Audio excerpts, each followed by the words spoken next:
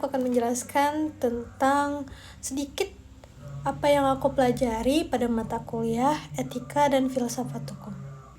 Nah, yang pertama-tama kita harus mengerti dulu apa itu etika dan moral serta perbedaannya. Etika itu adalah baik buruknya serta kewajiban bermoral dalam kehidupan manusia. Sedangkan moral itu adalah nilai norma yang berlaku di dalam kehidupan bermasyarakat. Apa sih perbedaan dari mereka berdua ini? Etika itu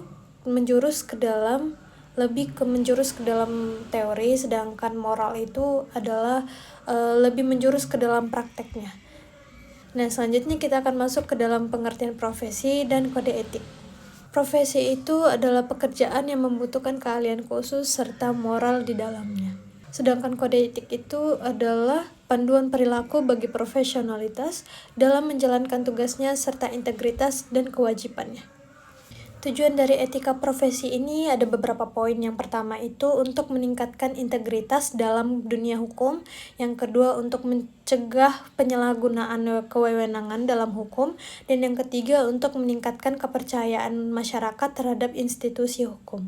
Cabang-cabang etika profesi hukum ada beberapa, yaitu yang pertama itu ada kode etik advokat.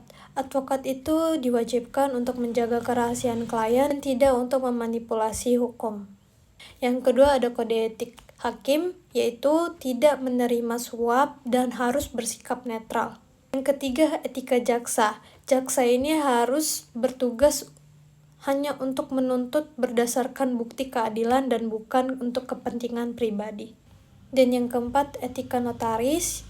Notaris harus bertanggung jawab dan menjalankan akta dengan jujur dan tidak berpihak pada pihak-pihak manapun dan tidak akan menerima suap dari pihak manapun untuk memanipulasi pembuatan akta.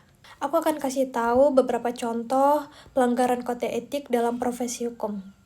Yang pertama itu ada advokat. Advokat ini salah satu contoh kasusnya itu adalah menerima suap untuk membela terdakwa yang bersalah. Yang kedua ada hakim. Hakim yang tidak bersikap netral karena memiliki kepentingan politik sendiri. Lalu yang ketiga kita ada notaris. Nah, notaris ini contoh kasusnya itu memalsukan data demi kepentingan pribadinya. Dan yang terakhir ada jaksa, di mana contoh kasusnya itu jaksa yang menuntut ke seseorang tanpa ada bukti ataupun ia menerima tekanan tertentu dari pihak lain. Sedikit aku akan berbagi tentang pertanyaan yang dosen aku berikan kepada kami tadi di kelas.